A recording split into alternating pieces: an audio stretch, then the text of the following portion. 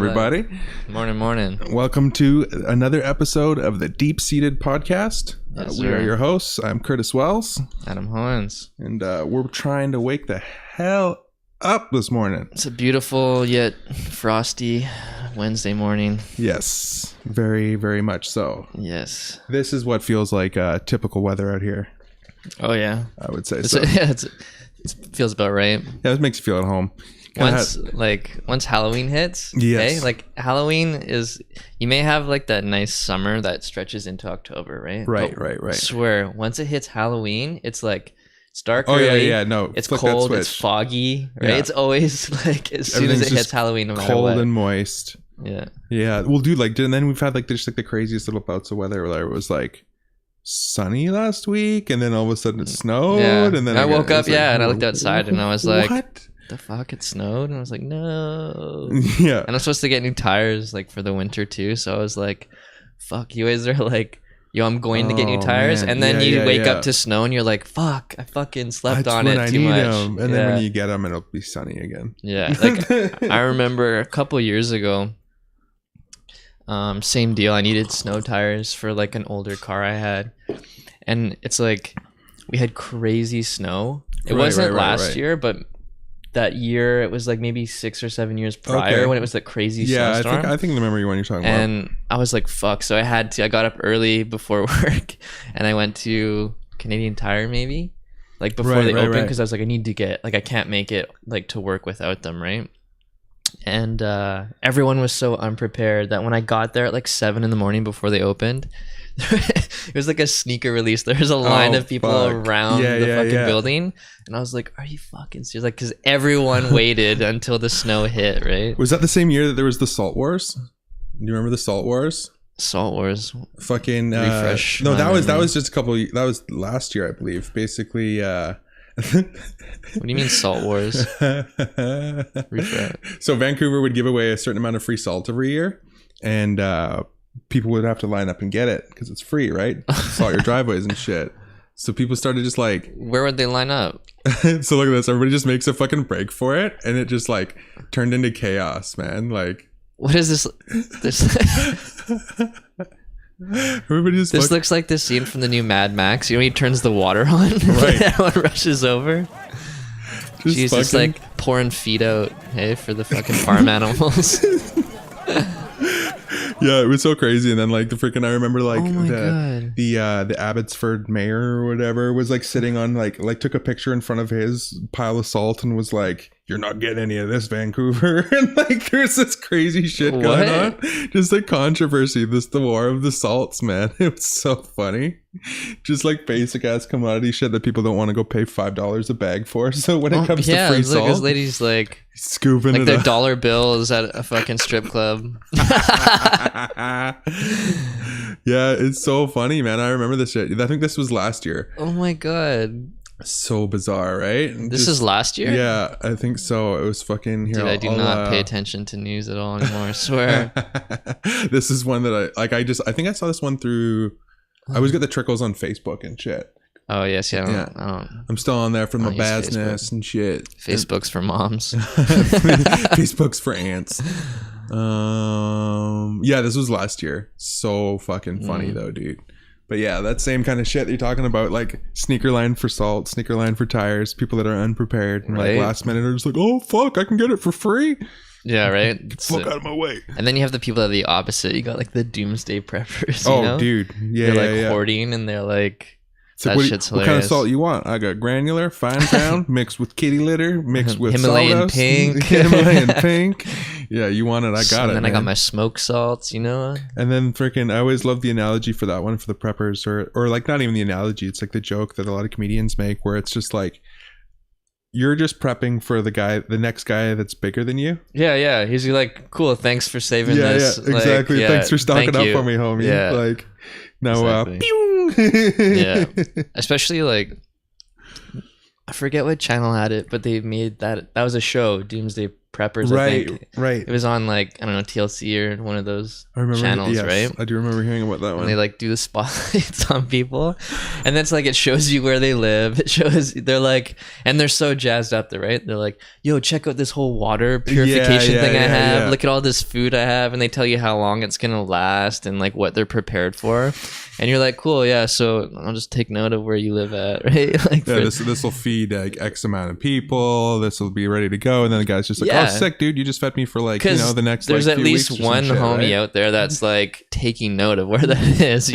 Exactly, my dude. He's like, yo, thank you. Oh man, freaking yeah, that shit's definitely hilarious because it's like you're just saving up for the next train guy or the guy that has a little bit more gunpowder, a little bit more weapons. But I mean, I'm totally for it. Like I back that, but just 100%. Don't put it on TV, right? Yeah, like, exactly. I know you are like excited about it, that you want to show people. The funny one that comes with that shit is when people post, I'm on vacation, I'm in Europe for 3 months, and then like people are like, oh yeah, and you just recently posted that you own a house.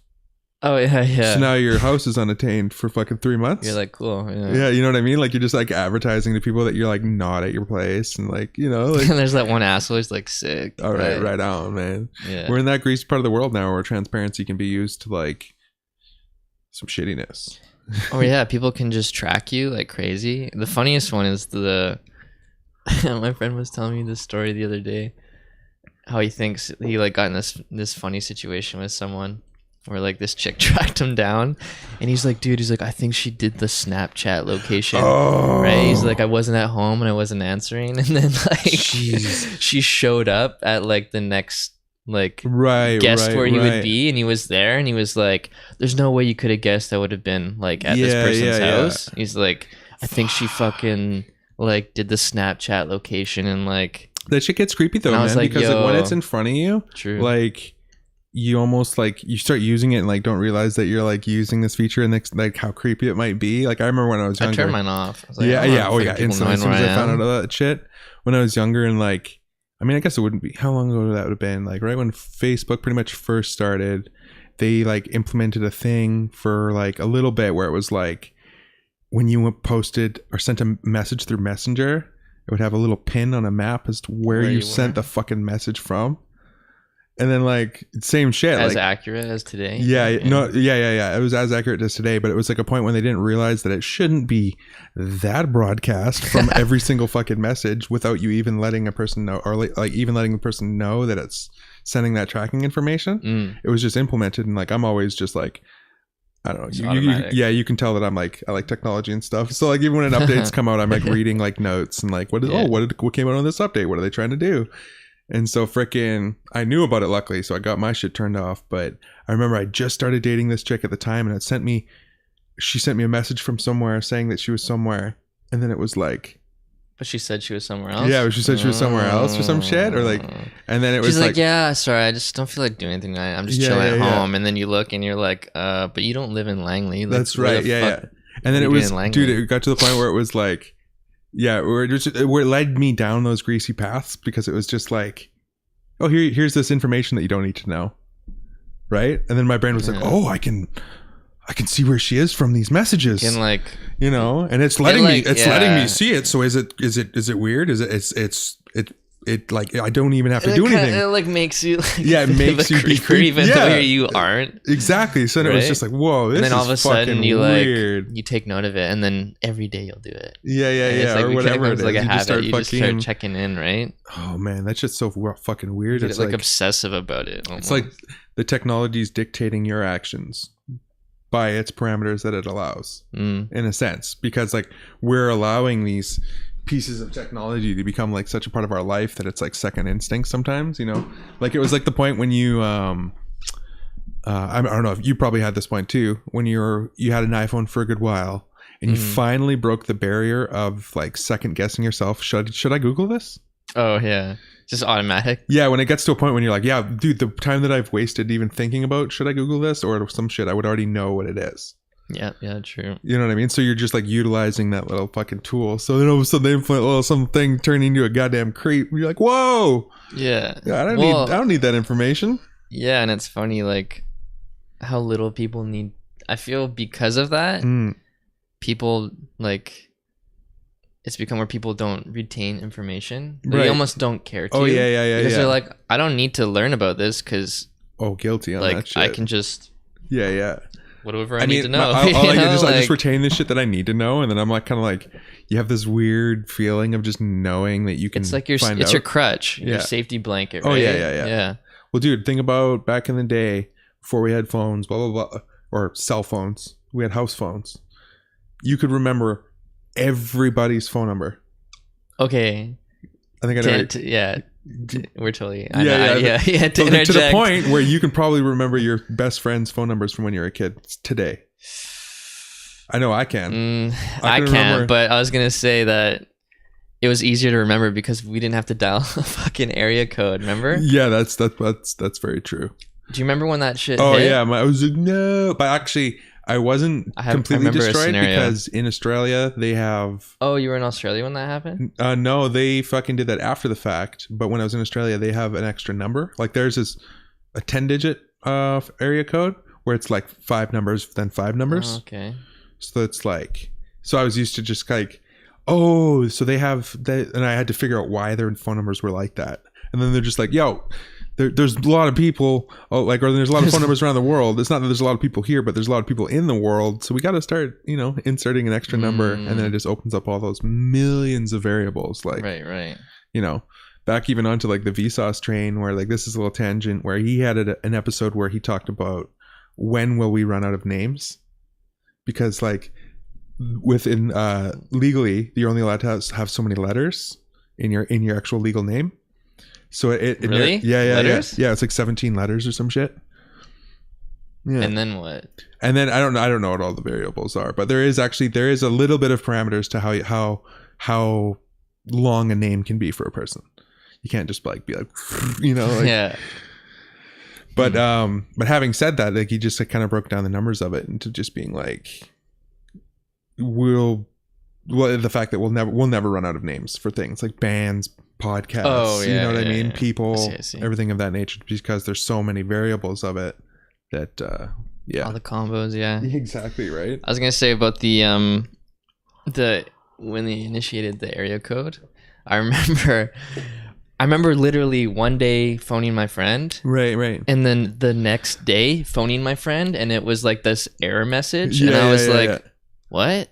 Kind of look out the window, like, is the world ending? And then I hung up, and I was like, and then I dialed it again, same thing. Yeah. And I was like, Mom, I was like, what's going on? The phone's not working. What the hell? And yeah. Mom was like, oh, remember last week I told you that like they were gonna introduce, you have to dial the 604 thing. She's like, that's now. Like you have to do that now. And I was like, no, what? No, I don't. I remember being like, no, that's fucking stupid. Like, I don't want to have to do that, right? And how many times did you did it, and then it worked. Try to call it without the fucking 604. You're and it took a while, right? Before I remembered. And then all my friends lived on my block, right? So just I wouldn't even phone them anymore. I would just fucking walk next door, right? Because I was like, well, dude, the funniest shit was that when people start getting the area codes that weren't 604, it was like that Seinfeld episode shit where all of a sudden they were like, oh, you're this area code. Oh, yeah. Oh, I shit. See. Yeah. Well, in that case, you roll with these people, huh? Oh, you're on that side of it's town. A status. You're on that side of town. That ain't no bueno.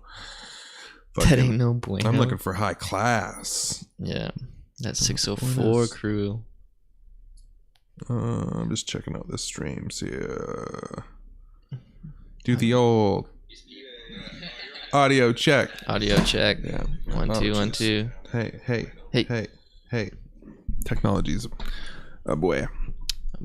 But yeah, man. Fucking this coffee can't hit me fast enough. Yeah, like I was saying, I was like awake when I when I first got up.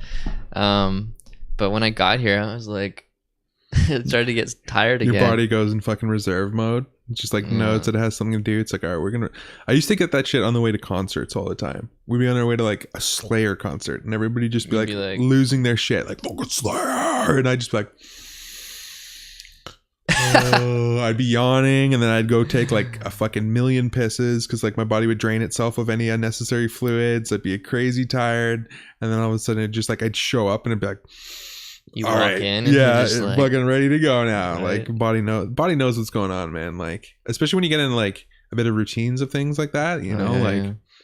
But it was even kind of like, I remember the other thing that like I always like put two and two together was after going to crazy concerts and you're fucking sound funny, but like the buildup of wax in your ears, just like the body's natural defense mechanism to that shit being crazy loud. It's just like yeah, it is pretty intense. Like yeah, because they're not all the same, right? Depends on where you go. Some are like you get there and you're like, holy fuck, this is way louder than the last concert I was at. Or well, dude, maybe you're near the speakers of the stage, whatever. But I would always cram front row for like pretty much all the concerts I first went to. Oh yeah. And then I saw Slipknot.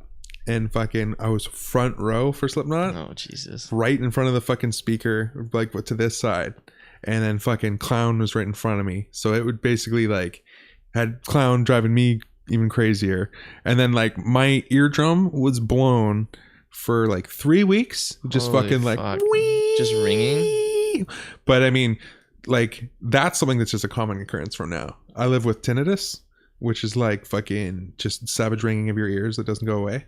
I just have that 24 hours a day. I get that every now and again. I have it right now. I got it on, I think it was Sunday. Right. And it's like, and I don't notice it so much because I'm always like watching something or I'm listening to stuff. Right. And at work it's so loud. Yeah. And like on my way to work, I'm listening to music. Do you wear earplugs or anything at work? I don't know. That's probably why. Maybe that's what does it. It's like when I lay down to go to bed, and then it's like when you are quiet, turn the TV off, and then you're like, whoa, is that clock on the wall always ticking that loud? Yeah, you know? Yeah. It's just like, well, dude, I still, even though it's winter now and we're just discussing how cold it is, I still sleep with my fan on because I need that white noise. Yeah. Yeah, I put the fan on and I sleep to this like meditation music. Oh, really? Yeah. I actually I throw on like a podcast or something. Oh, yeah. Because I've gotten so used to it that when I don't have it. Right. It's just me talking in my head, you know, okay, and then that keeps me up, right? I'll think of ideas or I can't shut my brain off enough that I need to have all these like soothing distractions where if a podcast was on, I'd be like, okay, what are they saying?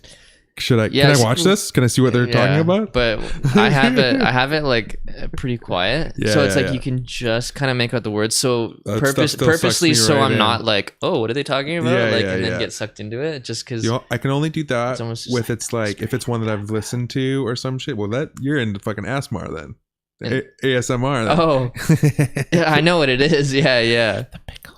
I told you about that, right? No, you showed me when I was in Japan, and I came across one of those things, and then the friend I was with was like, "Dude, check this out!" And then he was like, "He's my ex's sister does it, and she has like over 100,000 subscribers on YouTube." So when I first found out about that, I was like, fucking, I don't know, what you say, like seeing this girl or whatever. Like she would come stay the night at my house all the time and shit, and then like she does it. No, she introduced me to it. She's like, "Oh, I really want to show you this. Like, I find it really awesome." She was one of the people that loves it, and she's like, "Oh, it like helps me fall asleep." And I'm like starting to get excited. I'm like, "Oh, cool." What type was it? It was just like she ended up trying to show me all the different kinds, but it was just like. But was she like, "Yo, this is my favorite"? Yeah, and it was it's just the people whispering.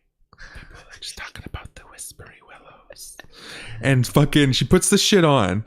And all of a sudden, I was lying down, and all of a sudden, it's just like,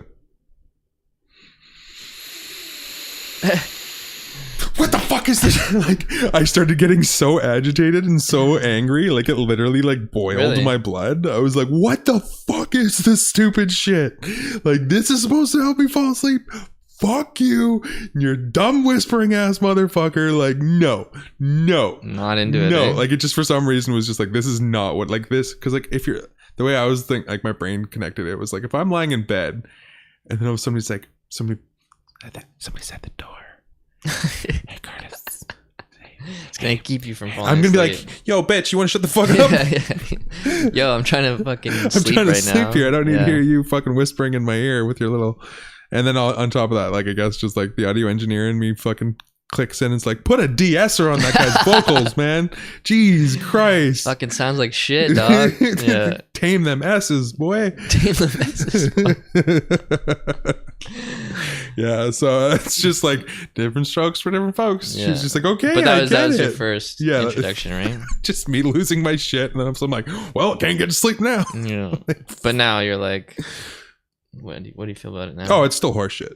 Yeah, I fucking still can't handstand ASMR. I don't know. It just doesn't do anything for me. I can get it for like maybe comedic value. Yeah, but, like, totally. But like, it ain't soothing me. You know, I ain't doing none of that. True. But yeah, that's just so funny. Like that people can like. We've talked about this on a million times over, but it's always so fascinating that like, no matter what you're into. You can go deep. Oh yeah. And there's gonna be somebody that like does it like professionally. You know what I mean? Like that shit, right? Yeah. Fucking. Yeah. No matter how obscure you're like. What do you do for a living? Excuse me. I asked what you do for a living. I just make the YouTube videos. Just like ridiculous. So good though. Yeah, dude. Oh, absolutely. Well, dude, like I blew my buddy's brain with mukbang a while ago, or mukbang. Which one is it? I don't remember. I say mukbang. Yeah, I don't even know which one I say. I don't know. But I introduced my buddy to that. Even if you say it wrong, people are gonna know what it is. Yeah, exactly. Right. I introduced my buddy to that, and while I made him ramen. And so he was eating ramen while watching food porn, and he was just like, he still reminisces about it. He's just like, dude, that was like, you find the weirdest shit on the internet. I'm like, You're like, that's not weird shit though. Like, yeah, no, exactly. I'm like, that's tip of the iceberg, bro. But that's just like, have you been on the internet? Yeah. This is not weird shit. No, not at all, man. You want to see some squids coming out of some weird places? I could show you the way. Yeah. Blow your fucking mind, boy. So when I used to go RC drifting all the time, we had a local club that we would go to in New West, and it was the sweetest thing because it was like had a lot of the Japanese mentality of stuff where it was like, it doesn't matter who you are, how old you are, whatever, if you're into like something that I'm into or whatever, that's fucking sweet. Within that community, yeah, they'll like, come on in, you know what I mean? So like, and it can be like literally to the point where like you can have like an older dudes like in their 40s and 50s drifting with kids in their like teenager years, and there's no weird like pedo shit or any that kind of stuff, right? Where it's just straight up just like people with each other, and they're like, fucking stoked. To the point that we were at the club, and like there was like, you're at we call it the club, right? So everybody was like, just picturing these people at the club, and I was like, you guys fucking getting down after, eh? So there's like a mixture of stuff. Like Afro, who runs the place, is in like his mid 40s, South African, traveled the world, freaking like throughout the full scale drift scene as a mechanic and the whole other nine. We'll get him in on the podcast one day, I'm sure. He's a fascinating motherfucker. And so he opened up this club in New West, and so like there's people from like him to like me, a bunch of the other like and like younger like stoner white guys. There was like older Asian guy David, younger. I like how you remember their names, right? Oh yeah, of course, dude. It wasn't too long ago. I'm talking like this is like last year. Oh yeah. I thought you were describing when you were like, no, man, big kid shit. So, but what I was gonna get to is that like there was this like 15-year-old Asian kid that like was just like savage at like whatever he did.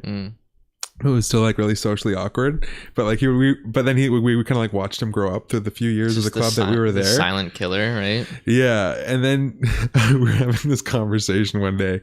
We're all hanging around in like the pit area, or like our little like hangout area, and I just like look at him. I'm like, man, like you were born into the internet. What is the most fucked up thing that you've seen on the internet? His face just goes purple, and he's just like, wow, and he wouldn't say. Kind of being like all bashful, like, no, I haven't seen shit. Fuck that, right? No.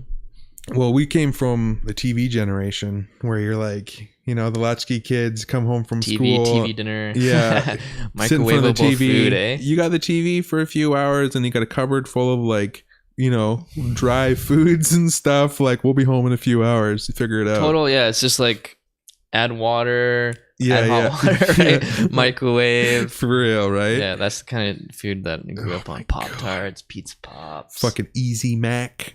Oh yeah, I fucking ate so much of of that shit. like Kraft Dinner, and then the Easy Mac came along, and you're like, okay, like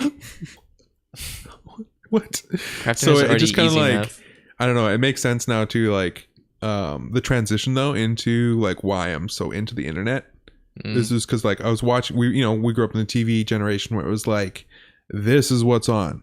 This is what information you can find out right now. At the moment. And if you miss it, if you were like, yo, did you watch fucking this last night? You're like, what? That was on? Yeah. You're like, fuck. Right? I didn't see that in the TV guide. Dude, yeah.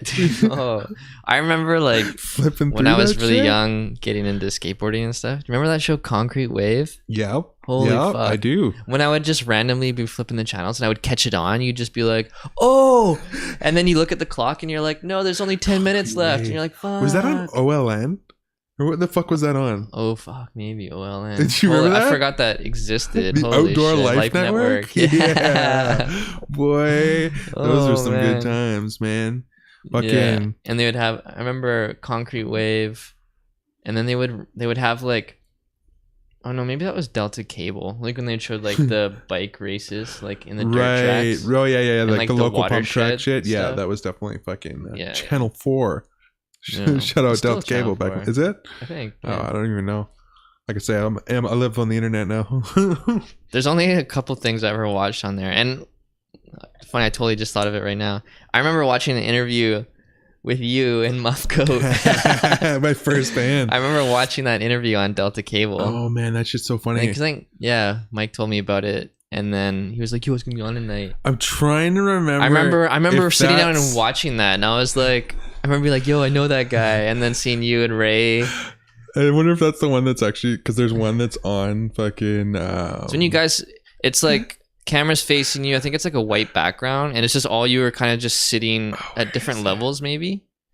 Where is it? You know what I mean? Where is it? There is one where it was like whether we still have the fucking interview online, and it's like the fucking funniest shit. It was this one. Was this the fucking interview? Was this it? No. I remember you guys were sitting. You guys were sitting down, and I think it was a white background. But whoa, what's this on? It's on fucking YouTube, boy. This looks like it's fucking. That's me right there. Dude, total Dimebag Daryl Steez, eh? Oh god, I can't watch it. Oh man. Oh, it's so bad. Dude, that looks like it's from like MTV, like early 90s. Oh, the band days were so funny. I remember in that interview, like he goes along, he's like, interview yourself, and there's like the MTV, like, what's your name? What's your name? What's your name? Tell us what you do.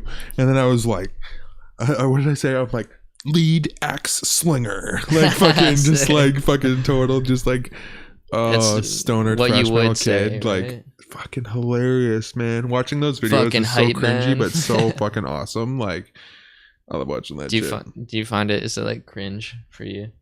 It's cringy, but like I enjoy it. Yeah. You know what I mean? Because like I can still watch along them and then like see progression, which is always the point. Yeah. Like if I just saw myself cringy the whole time, like I'd be like, oh, you know, like no.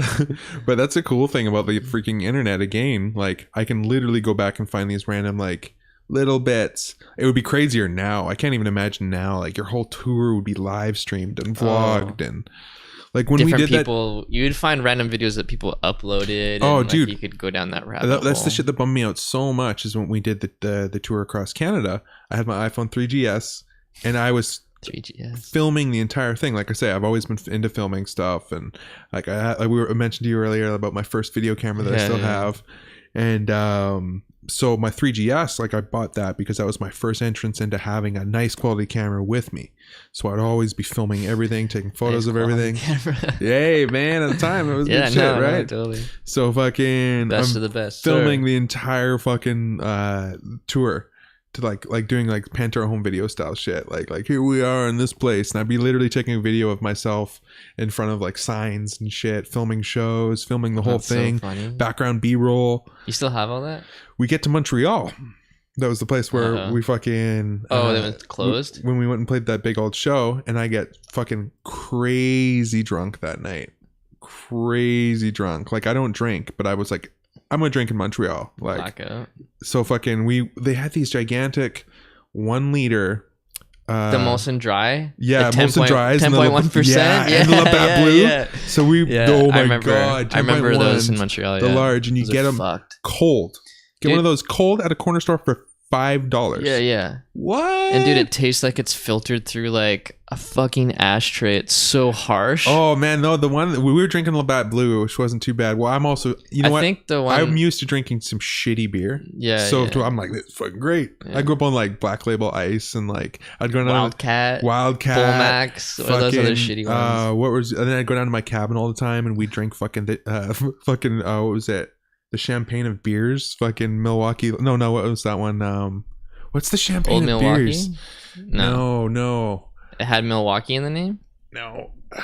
MGD? Champagne of Beers. Is that their slogan? Champagne of Beers? Yeah. Who is it? Miller High Life? Yeah, maybe it is Miller High Life. Okay. Anyways, yeah, we would get flats of Miller High Life down at my cabin and shit. Like, just like always drink the shittiest beer we could get until at the young age, right? But you don't know any better. Yeah. But so we start drinking those things, and then like I find out there's only $5, and I was like, oh shit. Like we had one that we're kind of passing around and like slamming it and shit, walking down the streets in Montreal, like open booze. Yeah. It was fucking awesome. And we down that one, and I'm like, fuck it, I'm gonna go buy my own. I feel pretty good after like sharing that one with my homies. A fucking full one to myself's got to be great, right? It's too much. Too fucking much. So I like down the thing, and like I the whole thing. Yeah. I black out kind of like I remember blacking 100%. Out about like 3/4 of the way through it, and we kept drinking though. We kept going. Me and the fucking singer of the band broke off from the entire crew that we were with. Apparently, this is all apparently. I find this out after the fact. We break off, and it was during when there was the massive like soccer match at the time between, it was like Brazil and like Mexico or something. I don't know, but two very butting heads teams, right? So we apparently walk past like a bar where there's like everybody's out on the patio like just raging, like repping the team, and like there's a game going on, and we just like mingled our way in, and they're all drinking these big fucking 1 liter 10.1s, and they hand us a couple of them, and so we start drinking them there, and like this is a game. I find all this out allegedly, and so I guess I must have put my phone down on the table or something. And then apparently I puked all over the fucking floor of the place. Oh, I thought you were seeing your phone. No. And then my homie was like, okay, we gotta go. And then and you left your phone? And I think that's where my phone got left. Fuck. And so we leave that place, and apparently we went to another bar. So it could have been left at that bar. I don't know. And then so we finally make it back to the van, and it was like just unleashed rain that night, like poured fucking rain, like it's like a savage. So we were walking like 6 blocks in this rain to get back to our fucking van to sleep in our seats. Oh fuck. And I'm drunk as fuck, so I don't know that you should take off your clothes that are soaking wet. You don't feel it. Yeah. So I fall asleep in full soaking wet gear, socks, shoes, all soaking wet. And I wake up in the morning like feeling, foot? Dude, just fucking wait. Oh god, what? So I wake up in the morning and I'm like feeling pretty good. Like I'm like, oh, I made it back to the band. All right, yeah. And like because I puked the night before, I'm not crazy hungover. So I'm like, oh, all right, yeah, all right, that's pretty good. And then I go, ooh, like I pissed myself, like. All over, like because I'm just like soaking wet, and I don't know why else I would be soaking wet inside a van besides pissing myself until I clue in. I went to bed with the fucking I didn't take my clothes off. So anyways, it comes time to get changed, and I'm taking off my shoes, and I pull off my socks, and there's water blisters about this big on the palm of each of my feet. Fucking. And I still have half of the fucking tour left to play, where I'm like doing the Running Man on stage and jumping around with the guitar and shit. So what did I fucking do? I was just like, fuck it. Like, I'm going to just do the Running Man on the palms of my feet and just try to make it better. So we get like, you might just work with what you got, right? Crazy way, like another week through the tour, and all of a sudden they're just like, they're swollen, like filled with like this liquid, and it's just it's in so much pain that like we end up actually having footage of this somewhere. It would be a bit tricky to dig out. I forget whose vlog it's on, but I think it was on my buddy's on Vimeo. But we have footage of it where I'm like, yo, I got to do something about this. Like, who's got a fucking like a knife or a pin? And the sharpest thing we had was this gigantic fucking hunting knife that had like a really sharp tip on it. So like, the only thing you had was a giant, like, well, yeah, just homie in his pocket. Use this. It might not have been the only thing, but it was the most logical thing to use. The gigantic knife, and. Hey, and I'll call you back. And so freaking I'm sterilizing the tip of this knife with fucking lighter, and then all of a sudden they're standing back like fucking 3-4 yards or whatever, like 10 feet or whatever, 10-12 feet, and I fucking I'm sitting here like this with the fucking knife, and I go, and it goes like arcs towards the cameraman, and he's got such a descriptive word, arcs. Dude, the cameraman's standing there filming, and then it goes and it goes almost into his mouth, and you hear him on camera go, it almost got in my mouth, and then I just like squeeze it again, and there's another massive arc that like guts on one of my buddies. They're just like, You just put your thumb over the hole just to add the pressure to get more distance. Dude, like a hose. Didn't even have to. I just fucking poked the hole and then just squeezed the thing, and it was just like, but instant that's fucked. Fucking relief. I can still just to the day feel that relief of just like, I feet again. Like it was insane. I had little fucking golf balls on the palm of my feet filled with liquid. Like, that's gnarly. Thankfully, I've never had to deal with anything like that. Yeah. Don't go to sleep in soaking wet socks and shoes. Just don't do it. Your body will be pruny, but things like that will get fucked up. Fuck you up. The worst. The worst. We're the homies though to be like. I think they were all drunk too. Oh, dude, our drummer, our fucking drummer got split up from the pack because he had like a little like tantrum mid fucking drinking night where he was like, last thing I remember was like blacking out and then kind of like coming to a bit and seeing him like smashing a fucking phone on a fucking like a payphone. Oh, like what? Smashing the fucking payphone. And then one of those guys, eh? And then, well, no, I don't know. There was just like a lot of shit going on. And I think he was actually tried to call somebody. And then there was some shit that was going on with that or whatever. But anyways, he split off from the pack and apparently couldn't find his way back to the van at night in that pissing ass rainstorm. So he slept out front of a church. And it gets better too. Oh, fuck. It gets better. He has a fucking... And to the day has a massive beard. He has dreadlocks now, but he had really long fucking hair at the time. Yeah. So really long hair, really massive beard, sleeping on the ground in front of a church. Like a bum. So he looks like a bum. People started giving him money. So I think he came back with his coffee money for the morning. Oh, what? That's so funny. It was just like, oh man, the amount of shit. That was all in Montreal. That was all that same where we played with Attila and Chelsea Grin and the ice cream story. That was literally all within that. And you were there for how long? A couple days? 24 hours. 24 hours. That was not even 24 hours. We showed up and it was just like, holy fucking nonstop, man. Yeah, like the amount of stuff that went down, like to the point where like that tour was even when I met Spirit Box, Courtney and Mike and the people that I mentioned in that Artist Spotlight, like where I've like got my other like lifelong friends that I met from other bands that and you were there for less than 24 hours, eh? And like it's fucked. The amount of memories, like the stuff you've explained, that's like at least a weekend's worth. Yeah. Oh, dude. And it's like that was what the entire tour was. Because you just wake up and go. Yeah. You're like, okay, cool. We know where we have to go. And if we leave now, we'll kind of have a bit of freedom to stop if we want and go do some things. And then when we show up, we'll probably have some extra time if we kick it. You know what I mean? So it just turns into this whole thing of just like creating experiences mixed with like creating experiences on stage for everybody. You know what I mean? You have to have fun while you're going on tour, right?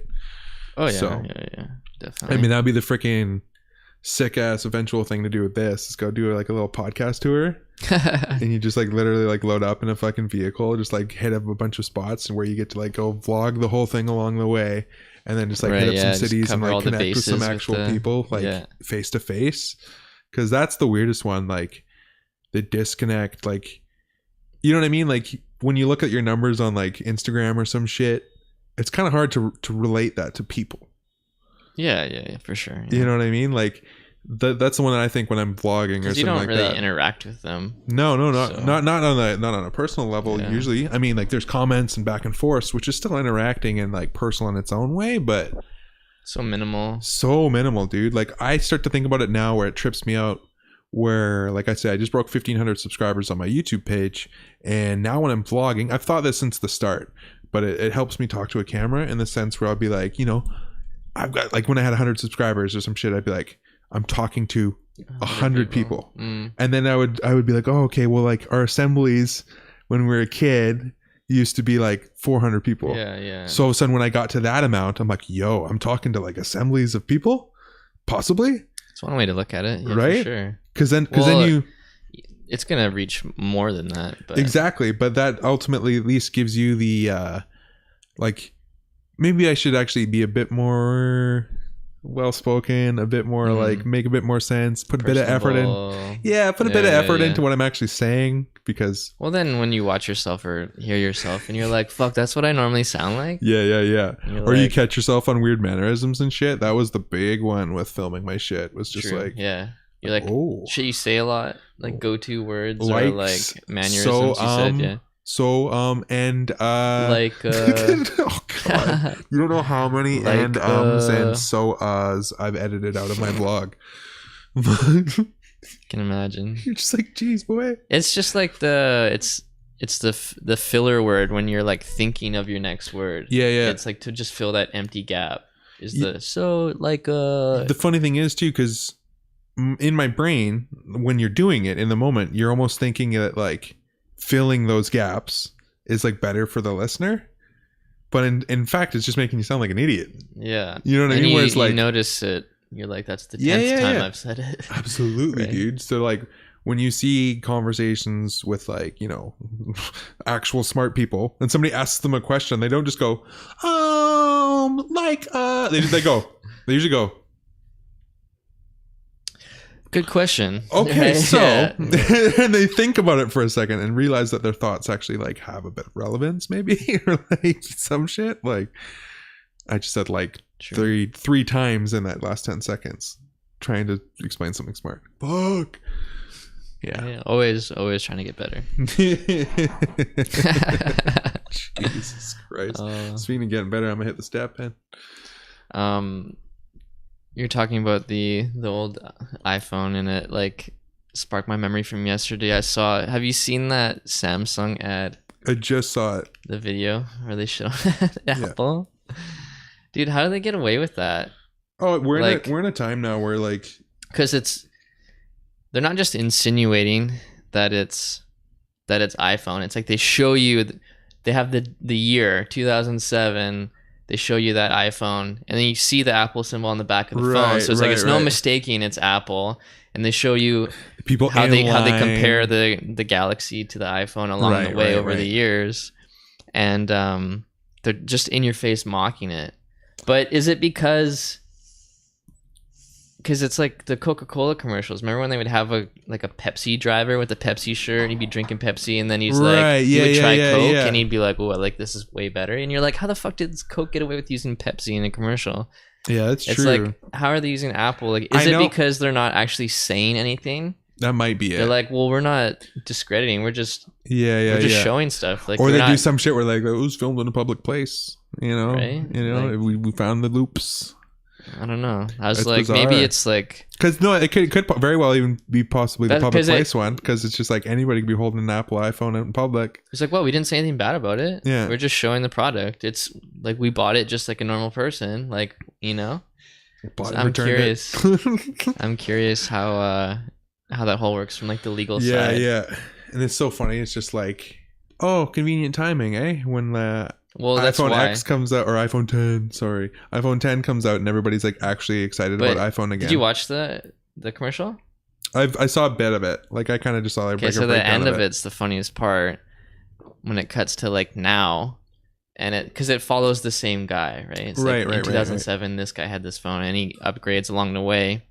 And then it shows him walking by it's supposed to be people in the line for the new iPhone. Yeah. And the dude with the notch haircut. Yeah. Notch haircut. and that's the fucked up part, is they stole that from Twitter. Somebody did a meme about MKBHD, who's one of my favorite YouTubers. He does tech reviews and stuff. Really amazing stuff. Like he uses like I know it's probably almost a $10,000 camera. It's red cameras. Oh yeah. Yeah, he uses a red camera to film his tech reviews. Yeah, and like so very appropriate. Yes, he's a savage, and like one of the best places to go for tech reviews and stuff. And like all the new stuff he'll have. Yeah, absolutely. Like he's already dropped like all the fucking iPhone 10 videos. So he basically like there's this meme where he's holding up the iPhone 10, and then somebody fucking photoshopped his haircut into the notch. So then Samsung stole that meme and put it in their commercial, and it's just like somebody's kind of like, oh, what? Because now Influencer. whoever created that meme ain't getting credit, right? You know what I mean? It's just like that's this weird thing where like memes are actually a form of art. Yeah, and it's like comedy. It's like stealing someone's joke. Exactly. Is like really the best way to. Right. So it gets into this kind of a weird point where it's just like, Samsung, you're insulting people. You're blatantly using another brand. You're stealing memes. There was a couple other things I remember people brought up that were just like, man, you guys. Oh, and then just their motto for the whole thing. Samsung? Yeah, their whole motto for the whole thing was apparently like a grown-up phone or something like that, or phone for grown-ups. Oh, because at the end of the commercial, it has the guy looking back at the guy with the haircut and kind of smirks as he's laughing crossing the street. Right. And then it has a text comes up over the screen, and it's something. Oh, fuck, I need to look it up. It says something about growing up or like grow up, or I'm pretty sure it was a phone for grown-ups or something like that. Growing up needs a grown-up phone or some shit. Like, if you use an Apple phone, you're a child. Guess what, bitch? I am. I like my shit linking up with my shit. Yeah, guess what? I am a giant man child. I'd like to make art and do things where my stuff works together and I don't have to think about it. So, I mean, I don't know. I guess it could be fucking. What is it? And that's the funny thing is I won't deny the fact if anybody even calls me an Apple fanboy, because I am. I've got a MacBook Pro. I've always had iPhones. I've got a Mac Pro over there. It says upgrade to Samsung. Is that what it was? I don't know. But yeah, some of the tags are growing up. Yeah. Yeah, it's just like, come on. I mean, I get it. That's our climate today for marketing, where it's like straight up appropriate to just like come out and just like be like, yo, fuck these people, buy our shit. Yeah, it's I guess friendly competition. That's what the friendly competition has turned into. Yeah, for real. Oh, I mean, I guess that's crazy though. I mean, I talk about it all the time though. I'm forever about the like whatever is going to drive the technology forward, whether it be that competition or whether it's the people lining up for the next one. You know, like, bring it on, man. Bring that shit on. True. Fucking so have you seen any like sick highlights or anything from ComplexCon? Or I kind of had to like stop looking out because I mainly was looking at the shoe stuff, like that. The shoe stuff, yeah. The shoe releases. Because fucking Adidas just blew shit up. I saw a little bit of stuff, but it seems. I saw like the Nike booth, right? Where they had their whole like you can customize your own. And they have their glass wall of all these shoes where they've gotten influencers to do their own versions. You know, they have like a Travis Scott. Fucking. I wonder how many people did the fucking Air Force Ones, maybe, and then it's like Don C did one. Right. All these people did their own versions, and then you could go into the booth and customize your own, which was awesome. Anytime you can do something hands-on with people is so huge. Oh, dude, for sure. Like, and when you do like an event or a booth or something, you want to have something that's interactive and you want to hit all the senses is the best way to do it. So you want to have something people can see. You want to maybe have music or something so people can hear, right? And then having the hands-on things people can touch and interact with it. The more senses you involve, it has to be like textural, you know what I mean? The more memorable and more of a impact it'll make, right? So Nike really killed that. That's from what I saw. There hasn't been too much stuff out yet, but I saw that. They did a walkthrough of the Adidas one a little bit where they showed the NERD Pharrell's release. Yeah, they had like these crazy fucking like crates up in the air that they like did massive drops for. That like they basically released. I didn't see that. Yeah, they did. Well, dude, their show was crazy, man. They had like massive like backdrops and stuff like that, where it was like they had like what looked like a Havana Nights type background with like sick. A railing up top where all the artists would be able to be up top on the railing while all the fucking just commoners would be down below. Yeah, right. All the muggles. Yeah. So I'm watching like Wex's John Wexler's, the VP of Adidas. I'm watching his like Instagram stories and stuff, and then all of a sudden like they had a bunch of consortium collabs that were being released specifically at ComplexCon. Actually, no, they weren't necessarily consortiums, but they were specific releases for ComplexCon. Right.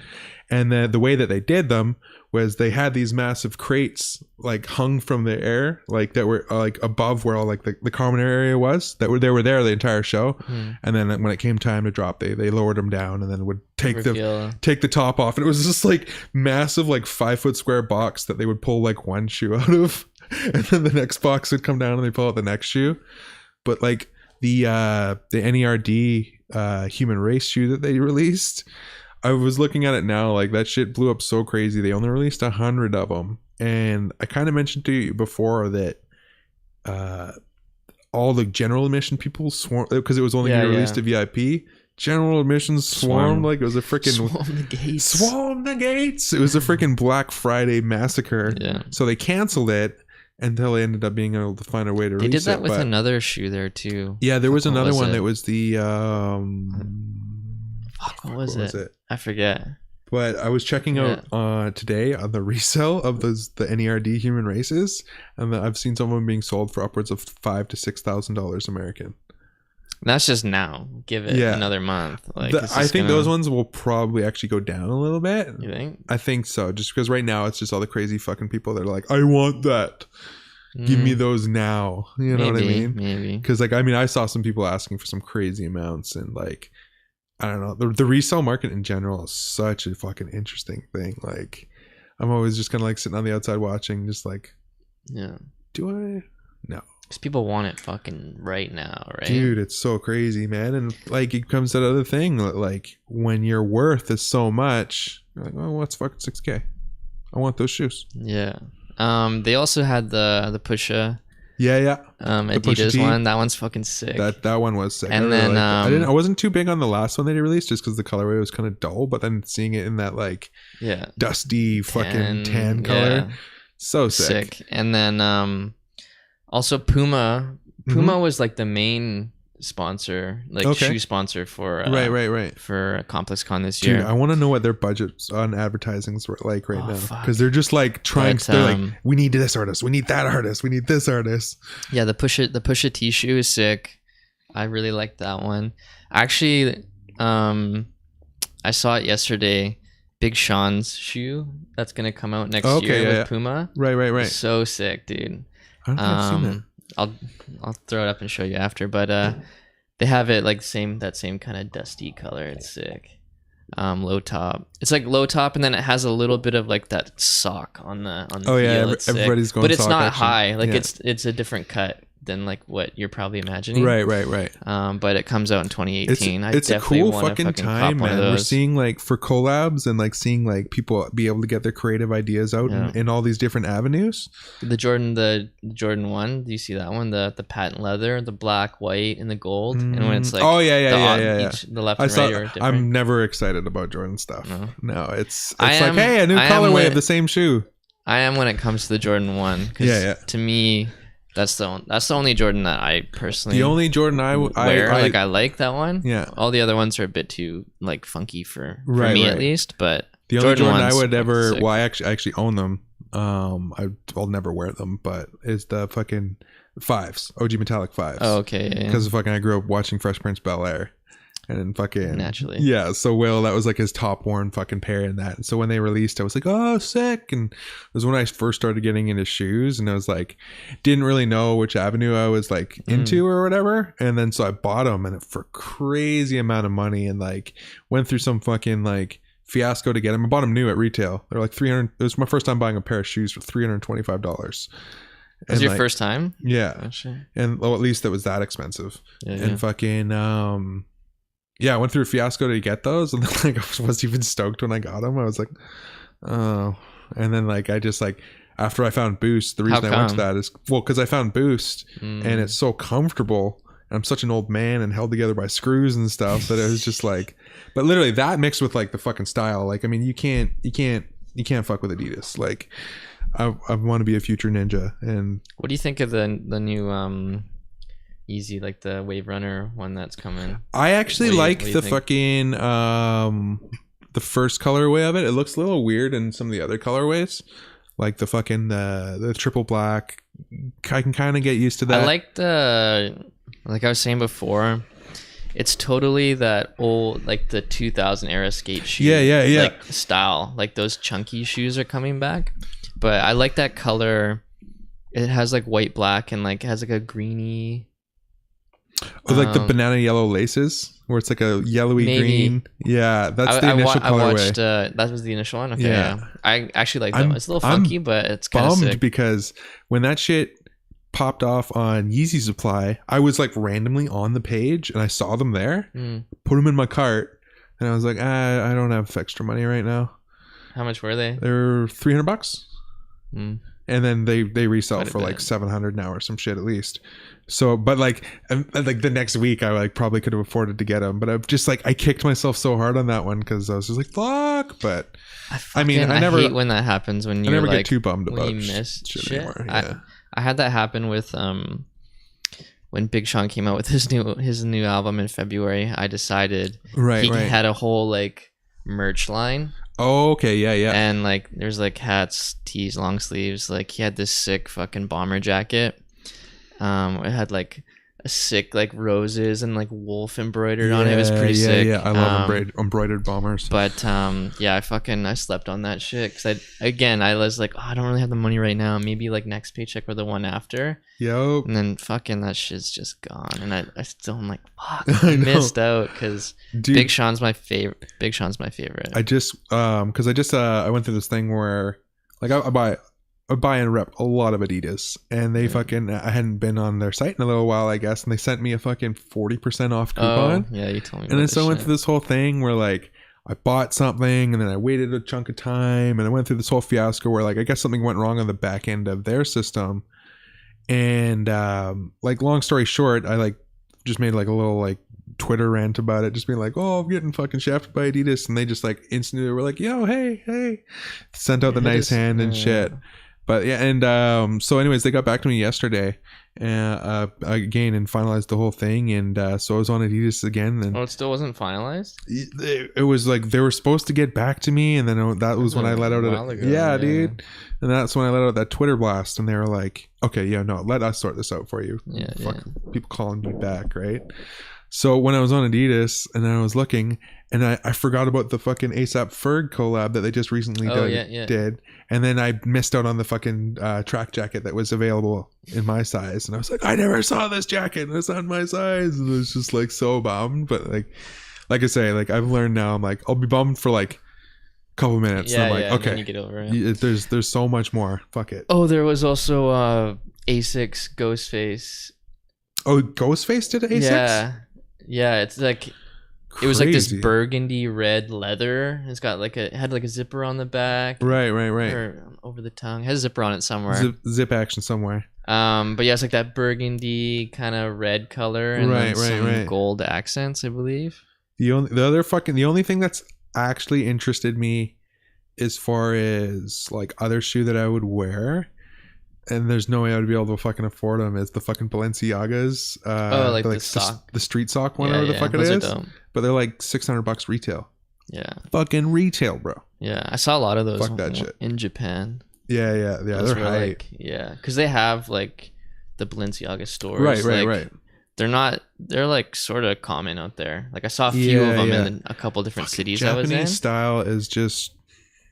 It's don't even get me started. Japanese street style is what I'm full into, but like Japanese I just like outlook. Yeah, that's ultimately what I'm saying. Is like that's the grandeur of it. Is that it's like Japanese just outlook of just being so accepting. Just like, oh, you want to try that out? Sweet, do it. Whatever you want. Yeah, just do that. Whatever you want. Yeah, doesn't matter what it is. Like just fucking make sure you do it right. Yeah, you know what I mean. And if not, we'll help you figure out how to do it right. Yeah, because we want you to succeed. Yeah. Imagine that, a society that wants people to succeed that and get helps good at each things. Other. Yeah, they want to see everyone at their best, not outdoing one each other. Man, that sounds a little too good to be true. I think it sounds like how it should be. Sounds so foreign. Like, yeah, you know what I mean. Like which from is sad. Where we're growing up, it's like, man, really. Like, or it's just like whenever you're doing something and then somebody has to correct you on it just to like try to make their, but even though they're not correcting you on it, you know what I mean? Like it's a finite detail. People just show fake love here. Yeah. It's like, it's man. not. It's bizarre, man. So like, I just try to like, I don't know. I don't kill people with kindness anymore. I more or less kill people with silence when that stuff happens. And then in given opportunities, I present everybody that outlook so that like catches them off guard. You know what I mean? So if like somebody's being like a cunt or some shit, I'm not going to do the like, yeah, I'm not going to do that. Oh, I'm going to kill them with kindness and still give them that feedback. I'll just like, because you're going to waste your energy if you're going to be like rude back to them. But if you're doing like, I'm going to kill them with kindness, that's a waste of energy to me. Yes. Like, why would I go out of my way? Yeah. So like, if you're just like straight up like sidestep, they exhibit fucking A and then they fucking are waiting for reaction B and then they get it, it equals like situation C. So then all of a sudden, if you don't even give them the other part of the equation, they're just like, what? So it's just, I don't know. But then under that same circumstance, like something simple is like just giving people the time of day and the common kindness. People are like, I had a scenario. What? When was this? Saturday? When was this? Oh, it was on the weekend. Forget which day. Oh no, it was Sunday. It was after the podcast. Right. I went to go hang out with my friend. We stopped by the mall. He's looking around, so I was like, well, I'm gonna go grab a coffee, right? So I went to Tim Hortons. Yeah. And I'm waiting in line, and it's like November, so the mall is crazy already, right? Dude, so I'm waiting in this fucking long line. Oh, Christmas. And I'm like, just for a drink. I'm like, oh, whatever. And so I'm waiting in the line, and then I get called to the lady, and then she's just like, at that point, it's so busy and people are just so rude. Yeah. And people are so short with each other that she's just like, next, you know? Oh yeah. And then so I go up, and she's like, what do you want, right? And I was like, hey, how are you? And then she like gave me this weird look, and she's like, I'm good.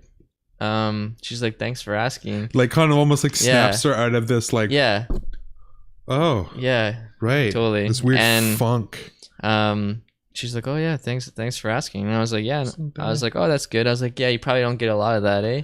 And she's just like, yeah, no at all, dude. It fucking just straight up fucking catches people off guard. And then so I ordered whatever, and then you wait off to the side for your drink or your meal, whatever. But normally when you get a drink, like I said, it's so busy, right, that they give you your drink and they're just like, okay, get out of here so the next person can wait. Right. And you know how I swear, like normally they never give you a sleeve because it's hot, right? They're always just get out, right? Yeah. So they never give you a sleeve. Usually you have to like try to reach over, or you have to ask them. And then if they do, then they grab it and they toss it like beside you, right? Yeah. That's like, I swear, always how it is. Timmy Ho protocol, right? Not that I go there anymore. And then so she walks over with my drink, and I go to grab it, and she's holding it, and she looks over. She grabs the sleeve, opens it, puts it on for me, and then gives it to me. I didn't have to say anything, right? Yeah. And then she's like, "Have a nice day," and I was like, "Yeah, you too, thank you." And I was like walking away. I was like, "She totally did that just because I asked her how her day was." Dude, normally she would have just been like, "Here's your fucking sleeve," like literally toss it to me. But she put it on for me, and she was like, you tell she was like, she was in a way better mood, and I was like, "Damn, that's all that took."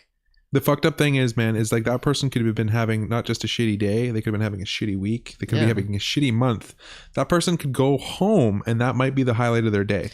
Dude, I had one where they talked about that. This nice dude came in and asked me how my day was, blah blah blah blah. Like not in like a nothing, just but like to her it might be, but yeah, man, it's crazy. There was another day I went to Tim Hortons near my work, and I was waiting. It was during like their lunch rush. Right, like right. 1 o'clock. So it's in kind of like an industrial area. So it's like everyone is kind of on lunch around this time, and it's near the airport. So people are like, I think I know the exact Timmy Ho's. It's so fucking busy, right? It's just like when you're heading down the thing and it's on the like the left. Yeah. Yeah. It's just like, it's really random. It's really random. But it's fucking bumping, man. Oh, dude. It's so bumping. But I'm waiting. It's one of those ones when you're driving down and you finally realize it, but then you're like, oh, that makes so much sense. Yeah. It would be that busy. Yeah. Totally. You know? So I'm waiting in line, and there's a guy ahead of me.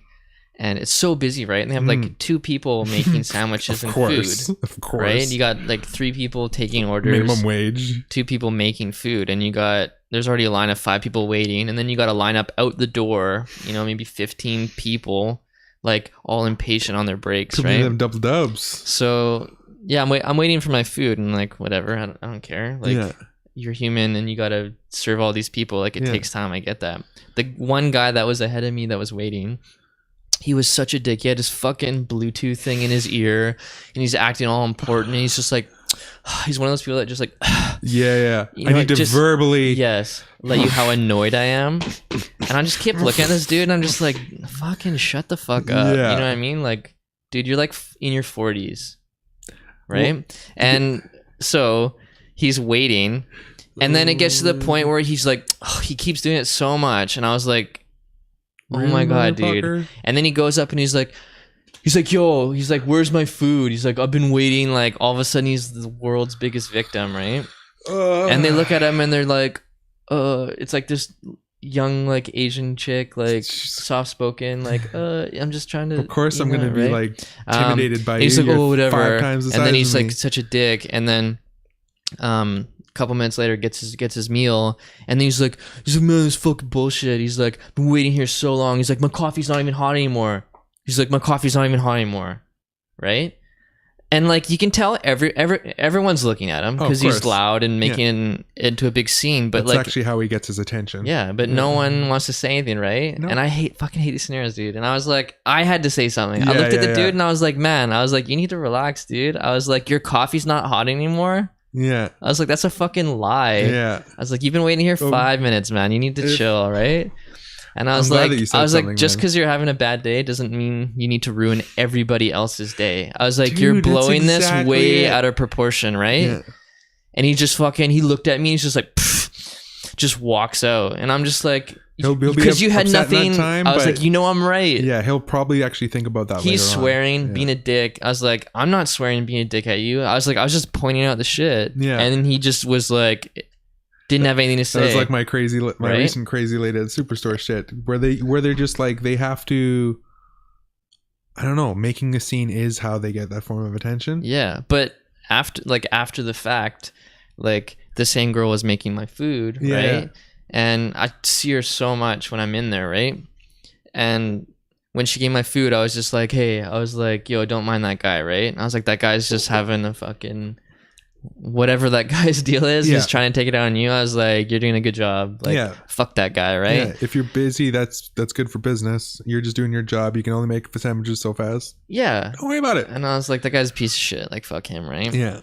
And you could tell she was just like fucking hyped, right? Yeah, because like it was like the first time anyone had ever stood up for her. Sure, I swear. Dude. So like every other time I go in, she's always just like, I always look over and she's already looking at me, like she's like, oh, that's that fucking guy. And I swear, like everyone knows. It's so funny, but that's the thing. Nobody even know how to just simply speak up for people anymore, man. Right? Like it's just that same shit where it was like, well, when I saw that crazy lady, I hate seeing that, man. When people he was so unfazed because he works at Superstore and he deals with that shit all the time. But shit pisses me off. But it was like I was literally the only person that would have ever stood up and said something to this crazy lady, and you just be like, look, chill out. Seriously, like your life may be chaos or some shit, but you don't need to bring that on everybody else. If anything, let these other people try to make your life a bit better. You know what I mean? Like, we're all here. I'm having a great day. This guy's probably having a great day. Until you walked in. Yeah. And if anything, you might not even realize this. Your anger might fucking it might not bring everybody down like you expect it. It might actually make people just like look further down on you for being like this crazy person. Exactly. Yeah. You know what I mean? It's not going to help you get your point across or like make you be like, oh, see, I am important. I made a big stick about my coffee being hot still. Just people like being the victim, man. Dude, that's 100% it, man. Like, oh yeah, it's bizarre, man. And then like I say, it's that attention thing too, where like if all of a sudden that's your only form of finding attention from other people is through just like being an asshole. Yeah, like, you know what I mean? That just making scenes like in a public place. Like, and there's people who live in that chaos. That's what they thrive off of. that's all they know socially. You know what I mean? Whether that is a construct of something that they grew up in their household at home, or some other shit. There's probably a lot of factors, but we all know those people, man. There's people that just live in chaos. Yeah, just want to see their shit's burning, so they're just like, hey. You're next, bitch. Come with me. That shit pisses me off, dude. I hate seeing it, man. I hate seeing it when it happens to people that don't speak up too. Right. And you're just that people just take it. Yeah. And you're like, that's not right, man. Well, I had to think about that one a lot when I started becoming conscious of speaking up for that kind of stuff for like myself and other people. Where, I mean, I'm 6'7". Like 270, 275. So I'm a big fucking dude. I can pretty much say shit to anybody. Yeah. You know what I mean? Where I had to think about it on the outside, where I'm like, the average person like could get intimidated, but like, and I'm not saying I could fucking like hold my own against everybody. I'm just saying that I'm not going to get intimidated by people. Yeah. You know what I mean? Whereas like, the average smaller lady or smaller person now just like literally has to worry about like, oh fuck. Like I say something to this fucking, you know what I mean? Like, some could set this guy up. Yeah. Or just because we all know the other bullshit too, where like people have that complex of just being like, well, I know I'm bigger than this guy. I could just fucking, spaz out and knock him out or some shit, right? Or whatever. That we all know there's that uneasy nature of people. So it's just like I had to kind of start thinking about that and just be like, man, no, like you understand why a lot of people don't ever say shit. Because maybe they have fucking either seen somebody bad experience. They've seen somebody. They don't want to open that box, right? They'll just avoid the. Yeah, fuck it. Like my brother, he fucking 100% avoids confrontation at all costs, to the point where he won't even like speak his opinion sometimes because it'll like that's a confrontation. He would just rather. Yeah, see, that's just as bad though. I know. Yeah. Exactly, right? Yeah. So it's like, even though it's the opposite, it's just as bad. Exactly, right? There's like instances where like obviously I started to see him get better at that within his marriage, where like he would just start standing up for his own shit and be like, okay, well, no. Yeah. No, that's dumb. Like or even like literally like seeing him say shit that he said, like his wife said, just be like, no, well, that's dumb. That's not how it happened. Like, no. Well, good, man. But because you have to, right? And I mean, like, but yeah, it's a fucking funny one, man. People. Traits of people, man. There's shit that'll never change, right? Right, and you'll always see it. Oh, yeah. It's almost daily. Yes. You see shit like that, man. Yeah. And the cool thing is, though, too, is with the that you can't change it, and you'll see that shit daily.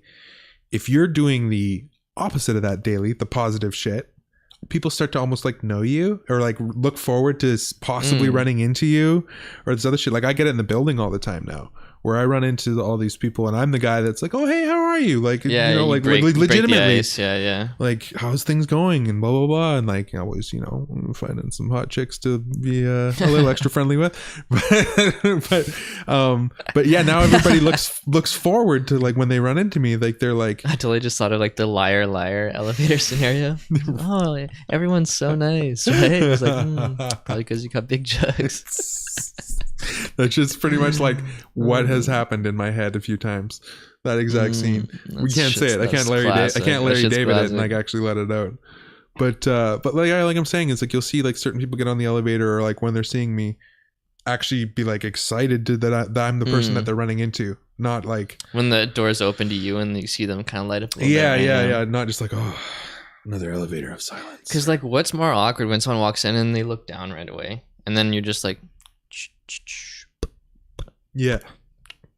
I can see you trying to look at me through the fucking crazy non-reflective mirror door, but you won't say shit. And you got 30 floors to go through with each other. It's like, it's so much easier to just be like, hey, how are you? Or I can see your phone open and you're just like flipping back and forth through the app pages. You're not even actually doing anything. You're like, just pretending to be on your phone, scrolling up and down on one text message. Just well, it was better than talking to a person. It's funny. Yeah. Because it shows like how... like people aren't used to it nowadays, right? They're just almost like, oh, someone else is here, I gotta be on my best behavior. Yeah, right? Be quiet. But that's an interesting one, man. Just like simple breaking the ice, talking to a person, shit. Yeah. You know what I mean? That was like fucking elementary shit. You know what I mean? Like, obviously don't talk to strangers, but the same guys, you can, you know, find a respectful way to talk to other people if they, you know, like, because we're all just people. Yeah, totally. Right. And it's funny if you're learning that in a time where there was like still like inherent racism and everything and like all this other shit, but like you're still learning how to interact with everybody. Whereas now we're on the opposite, where nobody knows how to interact with everybody, and now everything's offensive. And it's just like, everything's over offensive. Everything's so offensive now. People are way too sensitive, dude. Man. I saw one today where like I was when I was waking up, I did the swipe over on Snapchat, you know, the tasty and all those other ones. There was one where it was like what was it, like, are Snapchat filters getting racist?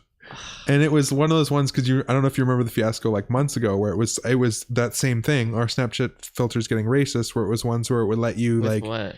It was like I don't remember exactly what it was. Skin color? Yeah, where it would be like you're now being like, it was like a famous like, black person or something like that, of a Black History Month or something like that. So a white person could fucking 3D animate a black person's face over them, and it was like just part of the thing, and but it wasn't doing that, it was to celebrate the person. You know what I mean? So you could like now sing so that got crazy racist.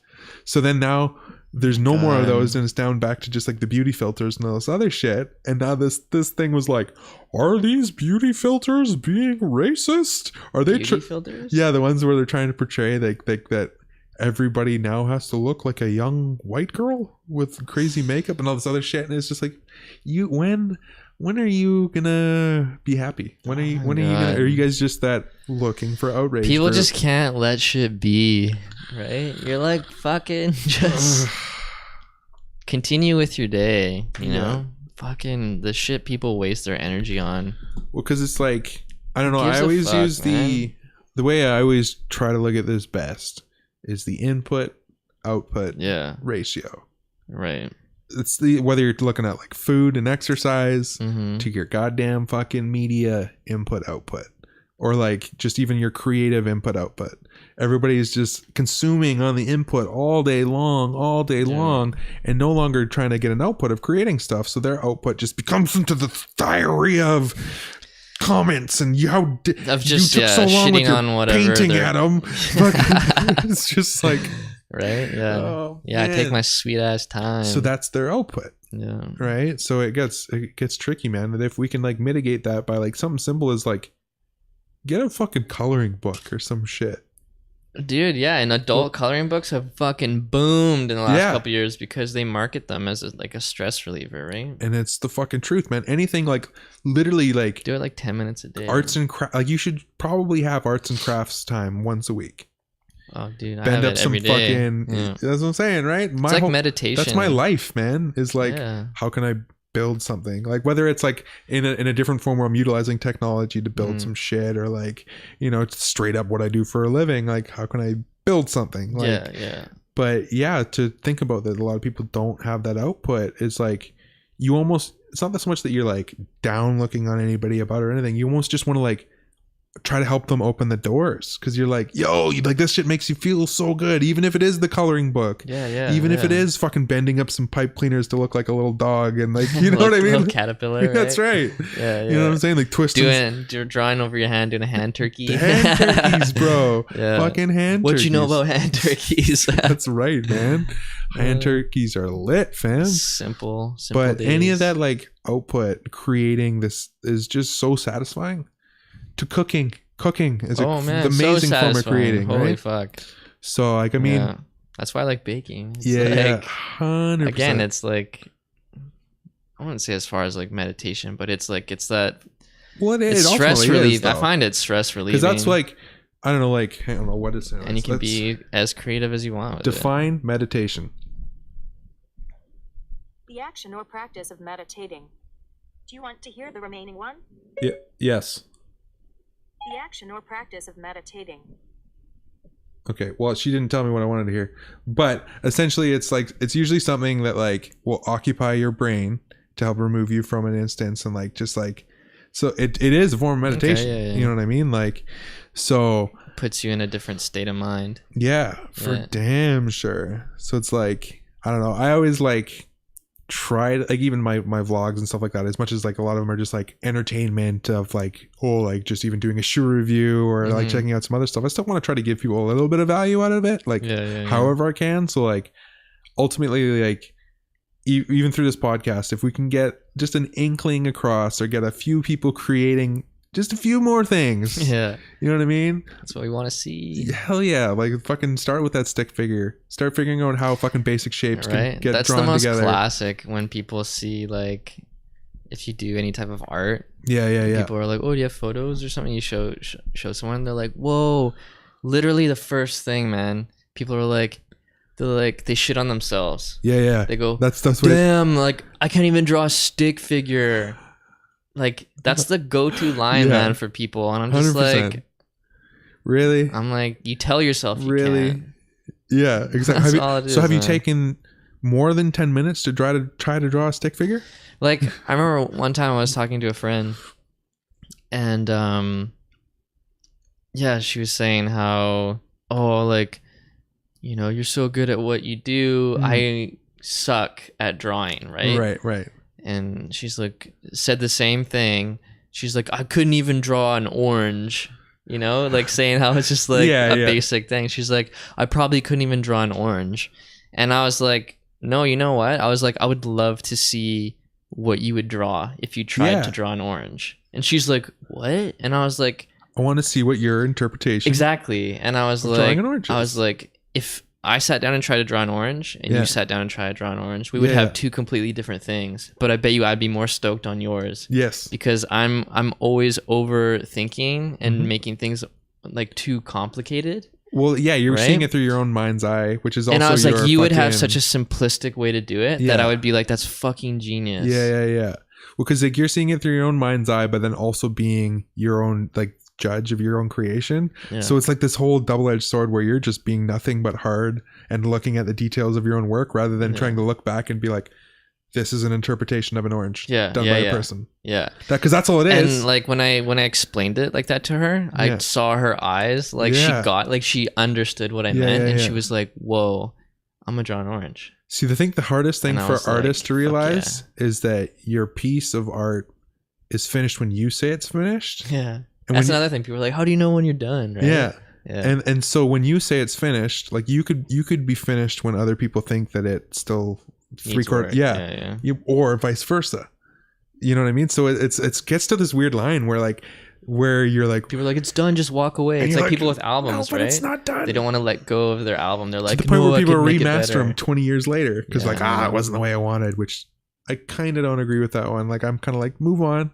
Like that's where that battle comes in of what I was just about to bring up with like, which is obviously what you go through with yourself of just being like, that's why you would think that more simplistic drawing of an orange would be better than yours. Cause you're like, that person would just be able to be like, okay, well I get, that's an orange. Yeah. And then you're like, how are you so satisfied with that? Like, I wish I could be as satisfied. Right. Yeah, totally. So man, that shit's so fucking like enlightening almost, like to be able to try to remove yourself from it, to simplify things. Totally. It's like I don't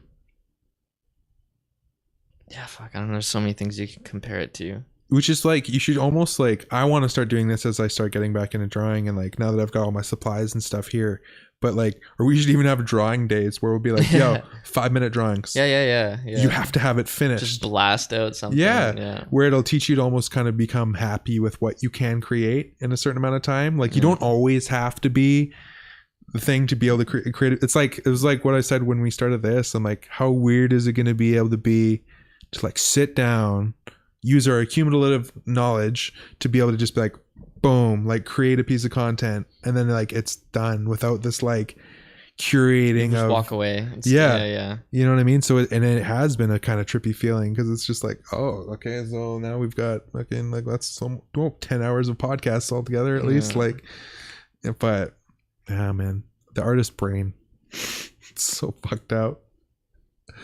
And that's why it's fucking so interesting though to meet all these other, and to meet everybody else that's into a different kind of art. Yeah. Because like, how do those cogs work? Commonality.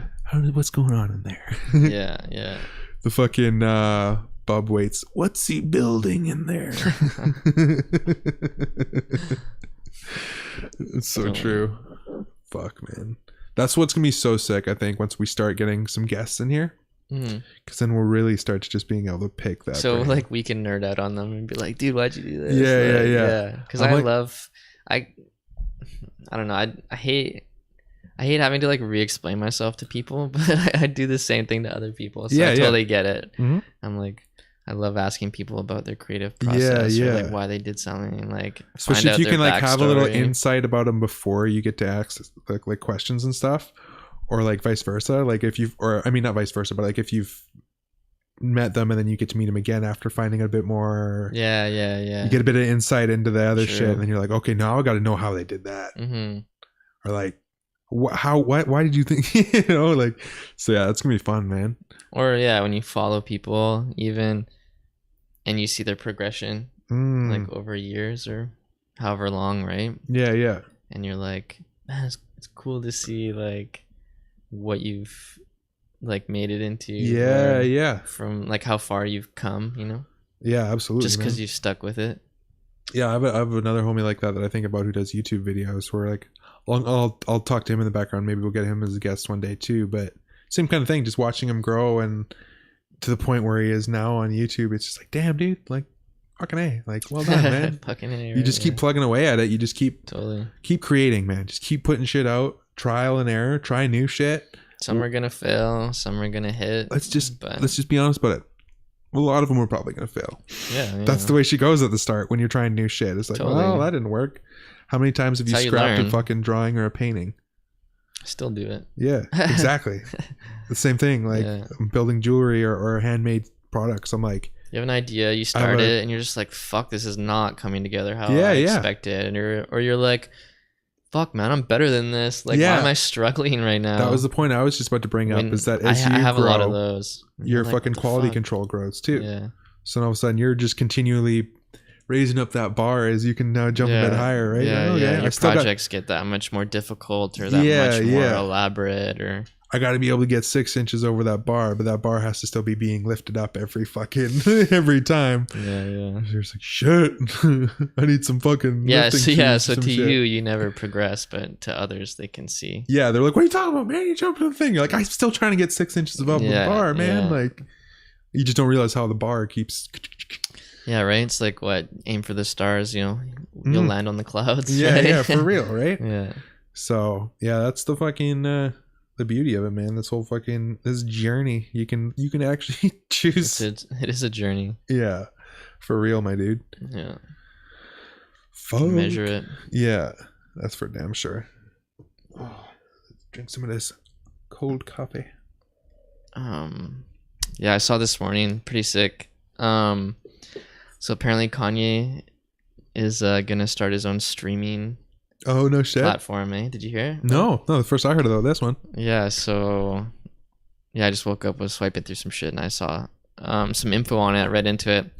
Pretty cool. So I guess he's gonna basically, you know, like a title or something. He's gonna do his own. It's gonna be called Yeezy Sound, I believe. Oh, okay. So it will be like audio, video, images, podcasts, maybe, just like a multimedia platform. Basically, is something he's going to start building. Interesting. Yeah, and I mean, it's about time. Yeah, like if there's someone else that could do it, like hell yeah, because you have to have influence in the game first. So it's like, well, he already has like Donda, his like other multimedia company that kind of does a lot of shit. Right. So I don't know too much about the back end of that one myself personally, but they do so much. Yeah. I'm not expecting full explanation. But but it's named after his mom that passed, Donda. Oh, okay. Yeah. But I read it and I was like, fuck yeah, like about time. You know what I mean? Like for real. Because he'll do an amazing job. Yeah, no, I think that'd be hyped sick. to see what that turns into. Well, dude, and ultimately though, like that's that mogul fucking thing too, right? Like that's how him and Jay-Z kind of aren't like seeing eye to eye anymore. Right. So that's why the whole Tidal thing, because he was kind of doing stuff with Tidal, like when he came out with his last album in 2016, Life of Pablo. It was like only really released on Tidal. Right. And I guess I remember the release the being whole funny streaming thing with that, it wanted to be like exclusive because his thing with Jay-Z, and apparently Jay-Z owes him like 3 point something million from the streaming dollars from that album because it was like exclusively with them. And so there's some allegedly he like is owed money for that, and whatever else is going through their personal life. But I guess that's just one of the many factors that he's just kind of wants to branch and do his own thing. That'll be interesting to see what he does with that, though. That's for damn sure.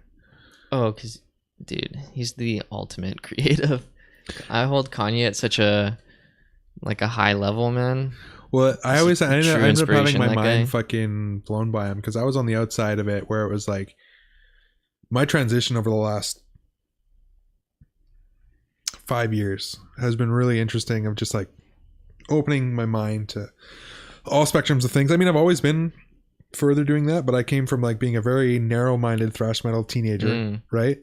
To the point where like as I was growing up, and then you start hearing about like other genres. Well, I was always listening to rap and other shit, but I was still kind of tainted by a lot of that like naysaying of other cultures and shit. Like, just, you know what I mean? Like when you first start hearing about Kanye and stuff, you start naysaying Kanye because so many everybody else did, but I didn't even know anything about him. Exactly. And then what was when I started doing like a little research into him, and like with all it takes, dude, a little bit of research and it would change fucking millions of people's point of views, man. And that's what it drives me so insane is I swear like daily I defend Kanye, and it's just like, it's the people that don't know anything about him that shit on him. Houseway. Fucking right. That's all. That's all they do. It's like, I saw that clip, but I saw the. It's like you're so out of your element. You don't have enough information to have that opinion. You know what I mean? It's like, I saw the sensationalism TMZ clips. I'm okay, dude. Like all the time, I run into people, man. Like one time, I got these prints made of a couple of these paintings, like some of those ones I gave you. Yeah. That Kanye one specifically, I went to go pick those up from this printer. There definitely been some. The guy was like, I guess they were done and they were sitting on the shelf like next to the counter. So he was like, oh yeah, like a bunch of people have come in to pick up their orders and they see yours on the shelf and they're like commenting on like how they like the art, right? Right. And then he's like, yeah, you know, these are pretty dope. And he's like, but I mean, he's like, it is Kanye. And he was just kind of like, he's like, I fucking hate the guy. And I was just like, why? Exactly. Why do you hate him though? I was like, That's what I asked. I was like, why do you hate him? Yeah. Like, do you know him? No. Right? Not even the slightest. Do you know him? Oh, he fucking. He's like, just how he everybody talks about him.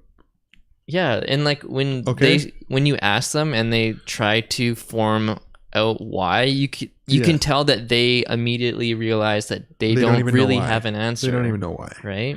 Oh, he makes those shoes that everybody tries to pay a lot of money for. It's like everyone their go-to is like, oh, he's an asshole. That's everyone's go-to, right? Oh, because you saw that Taylor Swift clip or what? Like, what? Right? And I'm just like, fuck, man. Like, think of it this way, okay? Like, he's a brand. Like, he's so big that he's a brand. Whether anybody wants to realize this or not, we all are our own brand. Yes. But that's a whole other story. Okay.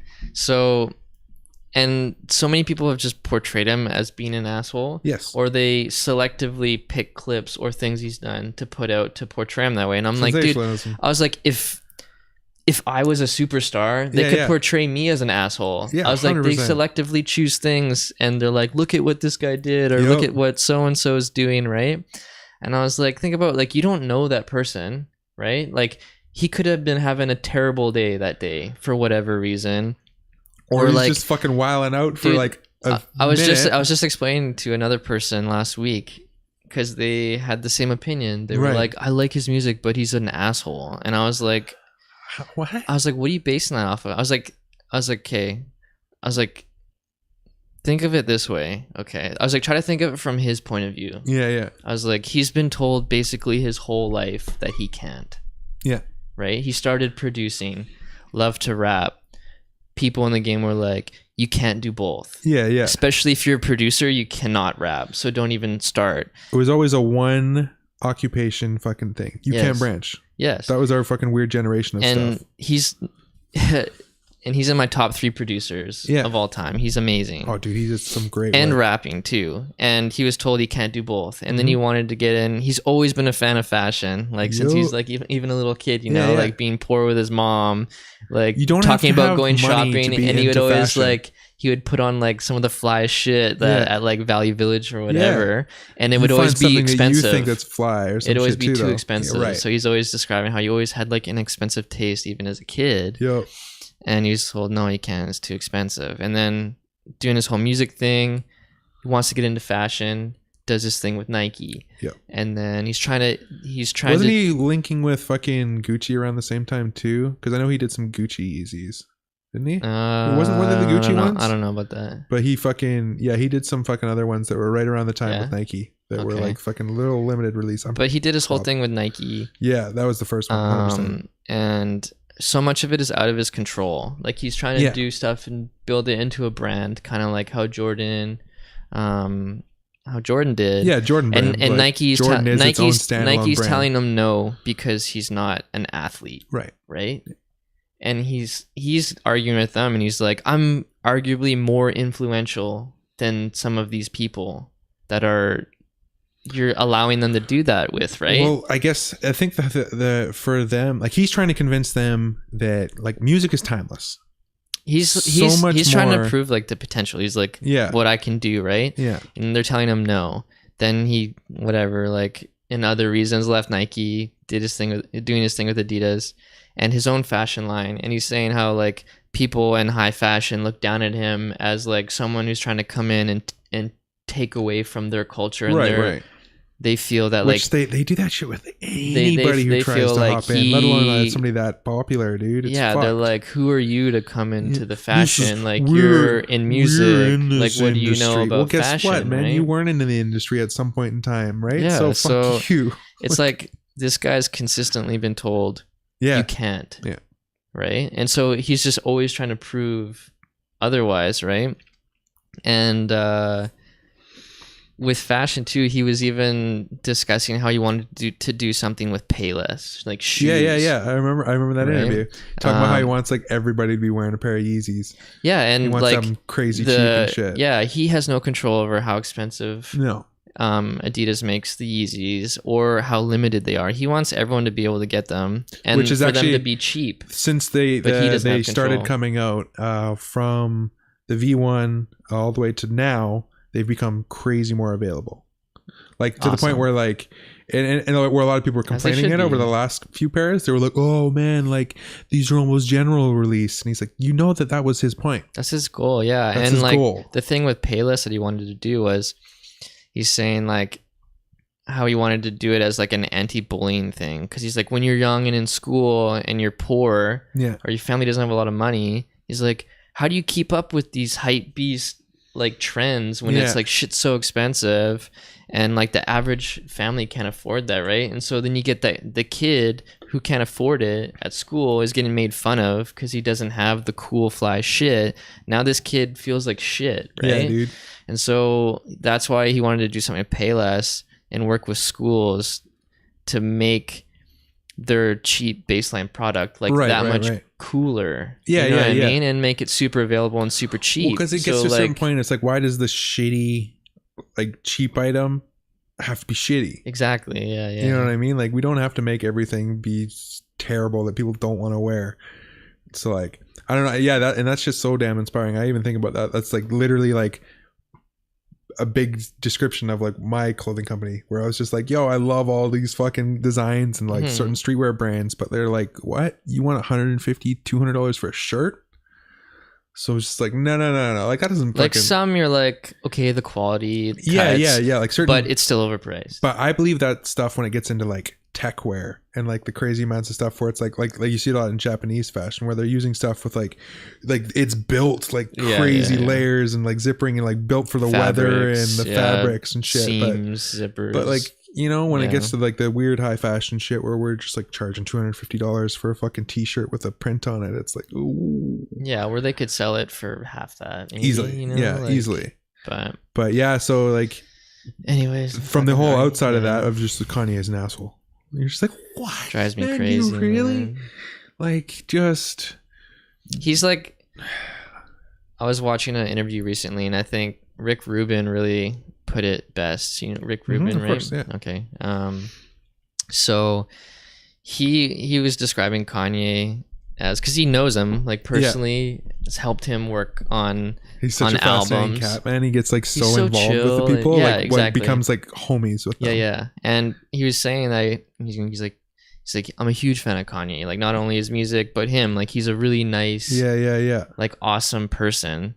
And he's like, I don't think anyone has been consistently as great as he has been. Right. Since he started to come out with music. From the beginning to where he's now, everything he's put out has been consistently great. On fucking levels, man. And Rick Rubin being like the fucking most high he is, right? And if you want to talk about somebody who looks homeless, but he's just like, he's just the chillest. He doesn't get caught in shit. Dude. No, he doesn't get caught up in nothing, man. Like, and you gotta respect that. You hear a lot of like, I love hearing the first reactions from rappers that meet him.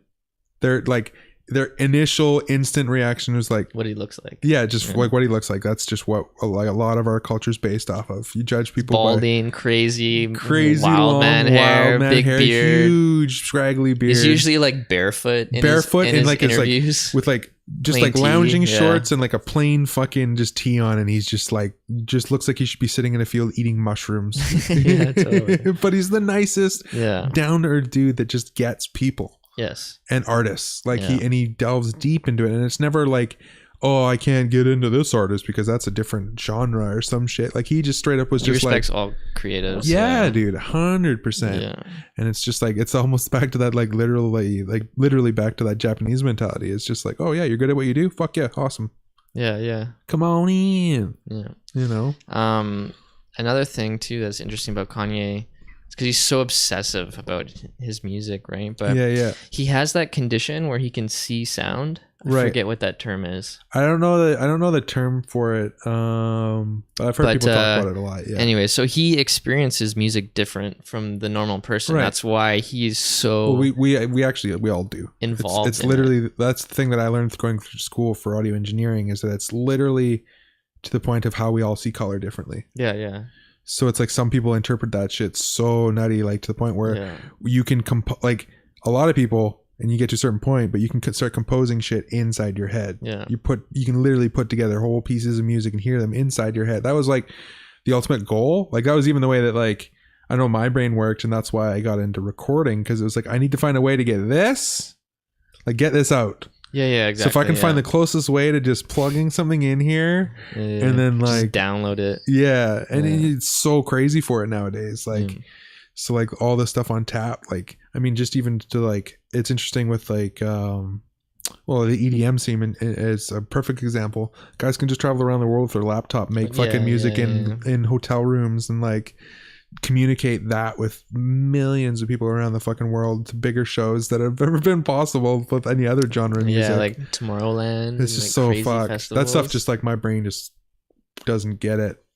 You know what I mean? Like it's an overload where it's just like what? Like that again. So that was the thing that connected with this many people. Yeah. Like because like a lot of the music I get myself too, right? And I can connect with it. But when it's like that, so that's the common denominator. Yeah. Like just like weird, like that one. Hey, the common denominator. Not like, you know what I mean? Like comedy or something like that. Like the universal language of just people dancing and having a good time, and you know, a lot of drugs. Yeah, I mean that's what's so cool about music. I mean, we've talked about it before, right? But it's universal language. Yes. You can listen to music in any language and you can be like, this is fucking dope. Yeah. You know, I don't know what they're saying. It doesn't matter. You don't have to know what they're saying. It's like the beat, just the way they're saying stuff, tones that are hit, melodies. When we go down to this place in Mexico, in Nueva Vallarta, we'd always go to this resort, and they'd have a Mexican band, like a mariachi type band that would play. Sick. And fucking the dudes were just so good at that just fucking guitar, right? Yeah. And I brought my guitar with me. And then Did you join in? And I didn't join in because it wasn't my style of music. I'd be sitting there like doing like sweeps and shit. Fucking like that'd be so funny. Oh man. So, but after the fact, like brought out my guitar because he didn't speak very good English at all. No, yeah. But we ended up being able to like, I'd play some riffs and then we started like laughing and like shared this like interaction together between music to the point where like when I'd see him again and he was like playing and stuff, like he'd kind of like, I'd have a better understanding because we had like just even like some laughs and shit over some where you don't even speak the same language. It was so fucking cool. It was just like, oh, this fucking shit's sick. Like you don't need to just have a couple laughs and you can speak through music and some other basic shit and like your guitar, yeah man, this is mine. Fucking yeah. You know they appreciate. Oh, nice. Yeah, it's just like some shitty fucking $100 guitar. I was like, no, it's not nice, really. I just brought it, and he's like, yeah. But like to him, it was super sick. And like, but yeah, man, just another way of just like almost on the Fractal note, that same shit of just being like not that shitty tourist who just like, you know what I mean? A person who's saying, hey, what's up? We're like breaking a bit of common ground with the person. You're not just inputting, you were outputting as well. Yeah, for real, man. Like that one's such an important shit. Like, yeah, fuck, music's crazy for that one. That like, you ever meet somebody that doesn't like music? Or it's not that they don't like music, they just don't share the same passion. No, I'm talking about, have you ever met somebody that doesn't like music? I haven't. I know people that like they don't really share that passion or don't really listen to it too much, and they're like, oh yeah. No, I had this guy was like music. That's fucked. It was just fucking. How's that possible? I don't even know because you gotta like something. I was a musician at the time, or still am obviously, but just not like I was heavy into the band stuff at the time, so it really blew my mind then. But he was like, get the fuck out of here. He was so entertaining though. It was so entertaining because it was like literally where we worked was like a fucking dick about it. No. Fucking, he was like literally like the 40-year-old virgin, but like, what did he look like? The 40-year-old virgin, which is like shorter. White guy looked like 40-year-old virgin and like a little bit of a bigger nose. Okay. His name was Bob, and fucking he was the Canpar driver. He was the Canpar driver when I managed this warehouse. That like it was a 2-aisle warehouse, and it was like literally like a sitcom, like all the regular characters that would come through and shit, and the people who worked there. And Bob, the Canpar driver, would always come in, and he was a single dude, like 43. Lived in an apartment by himself, but would still go to his mom's house every morning for breakfast, and she'd like every morning for breakfast. Yeah, and she'd like make him a sandwich and shit, and then he'd come to work, and then the whole thing, and like we just have the funniest conversations because he like still liked playing like MMORPGs and all this shit, and it was just like this like kind of like just really like 40-year-old virgin-esque dude. And then all of a sudden I just started bringing up music because I'm in a band, and then he was just like, yeah, I just don't get the whole music thing. I don't know. And he's like, and then I was like, and I'm like, what? And then like it came up that I'm like playing concerts or I'm going to a show, or it's like, yeah, I don't see why anybody would want to go to a concert. Like, I mean, just put on the CD if you really want to hear it. Like, why would somebody want to go to a concert? I was just like, Bob, you're an interesting motherfucker. Like, whoa, what's going on in your world? Yeah, like, fuck, man, so many funny stories just even about how awkward that dude was. It was so funny. Like, I just remember one time, like, he comes in and you can tell he's kind of like having like fucking a good day, and he's a little more ecstatic, and then he's like, hey man, can I use your phone? I'm like, yeah, sure, no big deal. So he's using the office phone and kind of like doing my thing, and then all of a sudden I hear him being like, hey mom, yeah, so what's for dinner tonight? Oh my god. And then he goes spaghetti. I was gonna say spaghetti and meatballs or something. Spaghetti. All right. Oh, that's awesome. No, I don't like Kaiser buns. Kaiser buns are too chewy. It's like this 40-year-old. Oh my god. Having this conversation with his mom about how he doesn't like Kaiser buns because they're too chewy. So he gets on phone, and I'm just like, Bob doesn't listen to music, doesn't like Kaiser buns. He's a man of a very particular taste. Very, very specific man. Set in his ways, eh? Yeah. Bob, what's for dinner? Oh, you're not gonna believe it. Mom's making spaghetti tonight. You're like, is she gonna make garlic bread? Yeah. I usually make mine on Kaiser buns. Just the fucking. Oh, I don't like Kaiser buns. Don't They're get me too chewy. started on Kaiser buns. It's like, wow, dude, fucking awesome. Oh, people are so funny, man. You'll meet the most interesting ones. That's for damn sure. Bob the Campfire driver. Bob the Campfire driver. Shouts out to Bob. Out to him for sure. Damn. Doesn't like music. Yeah, that's bizarre, right? Why would you go to a concert? You just listen to the CD. What's my reaction was just like. You're like, I get if you don't like going to them, but like not understanding why people would. That's what I don't understand. So it's like you can't even understand why someone would like something. It's like you're so set in your ways that you couldn't imagine a world outside of your own. Yeah. Oh man. Yeah, that guy was quite the character. People are interesting. I forever love fucking exploring the world of human beings. To say the least. Fuck, man. So yeah, like I had mentioned to you earlier, let everybody else know that we're going to try streaming our upcoming podcast straight onto our YouTube page through the live thing, and we're trying to keep pushing it through there. Hopefully that works out just as well. It'd be nice to have everything under one hub. Yeah. But having said that, we're now available you can find us on SoundCloud, iTunes. We've been submitted to Stitcher, so we should be on there shortly. And then Twitch, Twitter, YouTube, all that shit. So just look up the Deep Seated Podcast and you'll be able to find us. Got many avenues now. Many avenues, and it's basically all on the back end. It's all pretty much set up now, so we can just worry about creating and getting in some good guests and shit. Yeah. Fucking the future of the pod. Future of the pod. Fuck yeah. Do it for the pod. I had a bunch of people already be pretty stoked that it's available on audio because they're like, oh, sick, now I can listen to it at work, or like, oh yes, yeah. Put it on in the background. And personally, I listen more than I watch stuff. Yeah, for sure, just because I don't have the time to dedicate to sit down. Yeah. But I can listen and fucking. I always work think on about shit that or one where whatever. like I started off listening to him, and then I was the anomaly because I work for myself, so I always got like a computer in the background or a tablet in the background somewhere. So I'm like, if I'm going to listen to it, I'll just might as well have it on. Yeah. You know, world of computers everywhere. Hey man, if you're able, I would. Yeah. Oh hell yeah. For sure. But I get it. Like, I remember being at work and you can't have something on the screen. No. Usually I would have like the one headphone. Yeah. Like hoodie up so you can't see. Yeah, for real, right? Just low key, just fucking going through doing your daily tasks, just like laughing to yourself because people are just saying funny shit. I something last night happened. Was funny. Just thinking about a funny show that I watched Classic. yesterday. It's no big deal. Fuck yeah. So yeah, we'll be here for people's background movement, help them through their days. Yes sir. Yes sir. And if you want to follow along with the shenanigans, YouTube will be the place to go.